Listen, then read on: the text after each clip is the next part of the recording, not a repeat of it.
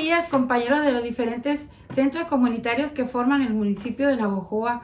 Los saludo con mucho gusto en esta nueva edición para ampliar un poquito el tema del rescate de las lenguas indígenas, porque hay puntos muy importantes que hay que tocarlos.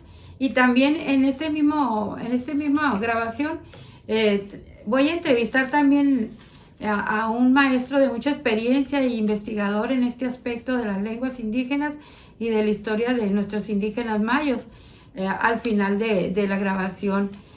Pues bien, fíjense que es muy importante hablar en cuanto al rescate de las lenguas indígenas, que los pueblos indígenas nos heredaron a nosotros costumbres nos heredaron costumbres indígenas que en la vida diaria no lo notamos, pero sí las tenemos y muy fuertes.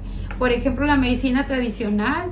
Ellos antes de los españoles se curaban con hierbas, raíces, plantas, flores y curaban sus males ellos antes de llegar a los españoles.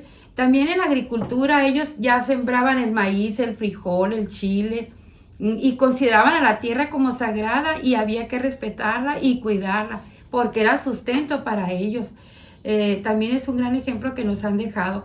Fíjense que también algo curioso, los tianguis son de la época de cuando se inició el Tenochtitlan allá, antes de llegar a los españoles. Ellos se sorprendieron al llegar y ver cómo mercaban ellos animales, alimentos, cosas artesanías, todo lo que ellos intercambiaban, y la moneda era el cacao. Intercambiaban también cuando no había en una región fruta y en la otra había verduras, intercambiaban las dos regiones. Muy interesante, y actualmente todavía lo llamamos los tianguis. Esa palabra tianguis también es indígena, mis queridas familias.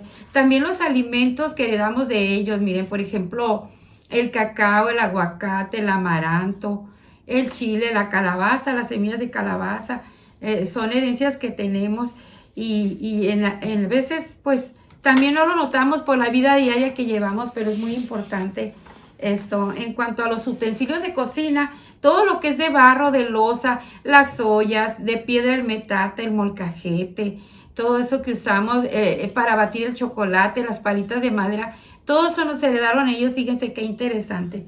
Otra cosa muy importante que quiero comunicar es que nuestro país es el segundo más rico en el mundo en lenguas indígenas, solo después de China. Fíjense nada más, existen 68 lenguas indígenas en nuestro país, con más de 364 variantes, que en este caso se llaman dialectos. ¿Por qué se le llama dialecto? Porque una lengua se asienta en determinada área geográfica y otra en otra área geográfica, y utilizan palabras muy especiales de acuerdo a donde viven y se van convirtiendo en dialectos. Por eso se les llama así. Y tristemente este conjunto, que viene siendo un 30%, pues está por perderse si en nuestras familias y en la vida cotidiana los indígenas no promueven y hablan la lengua indígena, ¿no? Tanto en el área urbana también. En el área del país, por allá en el sur, centro del país, la que más se habla es la náhuatl. Es increíble, pero más de 1,5 millones de hablantes tienen el dominio de la lengua náhuatl, que son los estados de Veracruz, Guerrero, Chiapas, Yucatán, Puebla. Entonces, a la par del español, tenemos mucha convivencia con el náhuatl, lo que es centro y sur del país. Por lo tanto, se dice oficial el español, pero no, también las lenguas indígenas son oficiales en nuestro país, y tenemos que saber convivir y tratar de entendernos entre nosotros y dejar esas causas por las que se van extinguiendo las lenguas. Por ejemplo, les voy a mencionar unas muy interesantes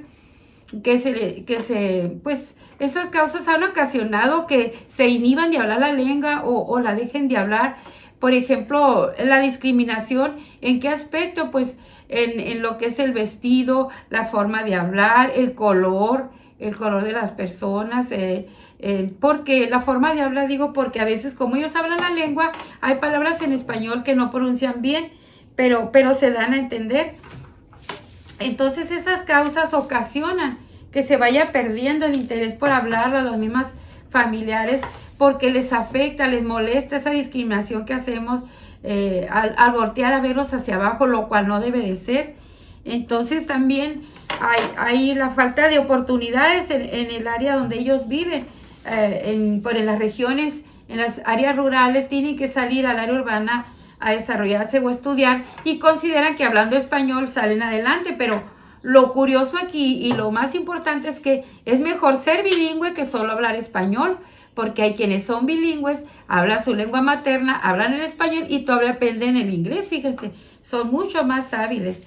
También, pues, debido a este problema, en un programa anterior señalé que la UNESCO, que es la Unión de las Naciones Unidas para la Ciencia, la Cultura, la UNESCO, 1999, estableció el 21 de febrero como un efeméride día que se va a hacer en todo el mundo, el Día de la Lengua Materna. Y a partir de 2000, del año 2000, en todo el mundo, en toda la tierra, es oficial el 21 de febrero que se tiene que promover, divulgar y hacer programas para que la lengua indígena no se nos pierda. Y más aquí en México, que son muchísimas, es un país muy rico en cultura, aquí en México, en cuanto a cultura y diversidad lingüística. ¿Por qué la lengua materna es tan importante? Miren, porque la lengua materna es símbolo de unidad y de pertenencia al lugar donde viven ellos. Asimismo, se comunican valores éticos, usos y costumbres a través del lenguaje. Por lo tanto, lo que en sí, el área geográfica donde vivan los pueblos, la área geográfica donde la trabajen, la tierra, forman todo un conjunto y ellos diariamente luchan por la sobrevivencia de su vida cultural, así como de su lengua. Entonces hay que respaldarlos y apoyar, queridas familias, a sus generaciones, porque cuando ustedes ya en sus hijos y nietos, ustedes dejan de hablar la lengua, se corta una generación, se corta la información y toda la riqueza cultural se pierde. No hay que cortar las generaciones, hay que seguir con las tradiciones y, claro, aprendiendo la diversidad de las nuevas tecnologías, de sus carreras que estudian los jóvenes, pero a la par manejando la cultura, que es tan valiosa. Es un valor inestimable que tiene nuestro país y es algo que tú vas hacia el sur y vas a Chiapas, están los lacandones, se distinguen por su vestimenta. Vas a Baja California, también allá hay otras, los seris en la isla del Tiburón, que se visten diferente. Tiene la vestimenta, también los distingue, hasta eso es cultural de ellos. Los tarumaras también se visten diferente. En Oaxaca, la famosa fiesta de la Guelaguetza. Cada pueblo sale ese día con su tradición, su bailable, a festejar en la Guelaguetza, que es famosa a nivel internacional por la difusión, ¿no?, de las costumbres. Entonces, es muy importante seguir fomentando las lenguas indígenas y muy importante en nuestros hogares dejar de lado esa discriminación, porque la discriminación no es más que ignorancia, ¿verdad? Ajá. Y a continuación vienen pues las preguntas que le haré al respetable y conocido maestro de nuestro municipio, al maestro Lombardo Ríos. Bueno, pues adelante, compañeros de los centros comunitarios. Aquí está nuestro querido profesor Lombardo Ríos, tan conocido aquí en Navojoa por su trayectoria de investigador, y pues voy a proceder a hacerle unas preguntas. ¿Qué consecuencia tiene para usted la extensión de una lengua materna?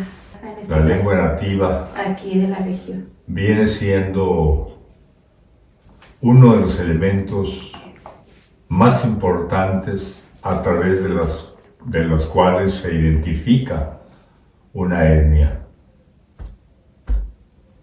El latido es la voz del corazón. La lengua nativa es la voz de toda etnia. Si se para el latido, muere el corazón. Si muere la lengua, se elimina el elemento más importante de una etnia. De ahí la importancia que tiene que nuestras lenguas nativas perduren.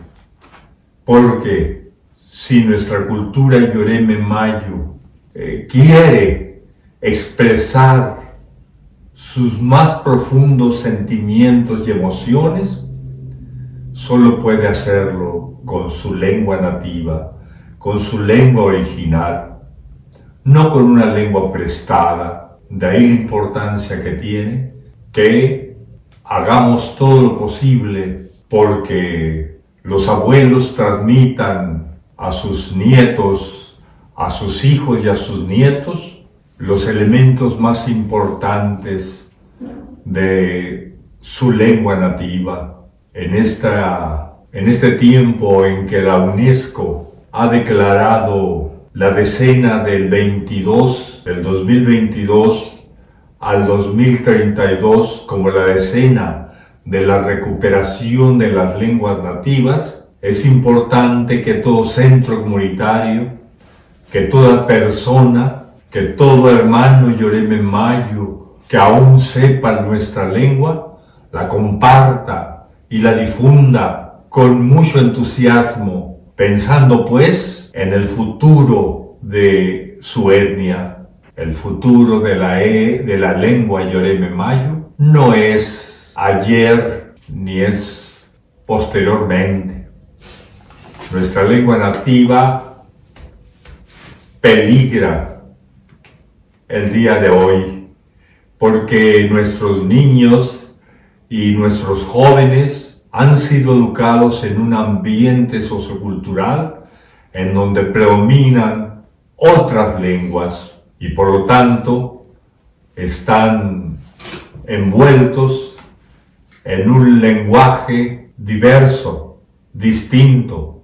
El español, el inglés, el francés vienen siendo lenguas que predominan en nuestro medio ambiente y generalmente se orientan hacia allá, pero están olvidando quiénes son, están olvidando sus raíces más profundas. En un principio, nuestros grupos ancestrales, los protomayos, los mayos de antes, tenían una comunicación, pero a través de señas y a través de elementos guturales, pero se daban a entender entre ellos. Después, como no tenían escritura y como tenían necesidad de agarrar sus ideas y darles un dibujo, empezaron a dibujar,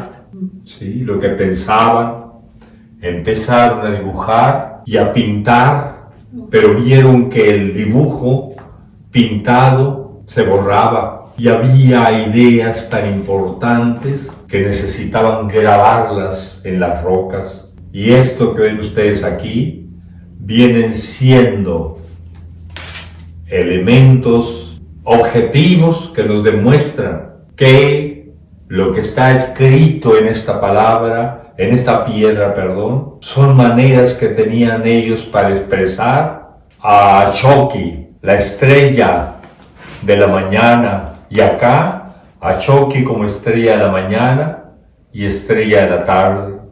En este hermoso grabado que encontramos en uno de los sitios cercanos aquí, vemos cómo está representado, cómo representaban ellos gráficamente, o entre comillas, cómo escribía, aunque todavía no era escritura, el movimiento del agua, del aire, del viento. Entonces, pero volvamos a la importancia de nuestra lengua nativa. En 1998, nuestra lengua nativa, la Yoreme Mayo, ocupaba el lugar número 19 entre las 68 lenguas que más se hablaban en la República Mexicana. Hoy, el 2022-2023, no me he atrevido a buscar qué lugar ocupamos, pero siento, y ojalá me equivoque, que ya no estamos en el lugar 19. Se me hace que ya nuestra lengua ya no es tan hablada como en 1998.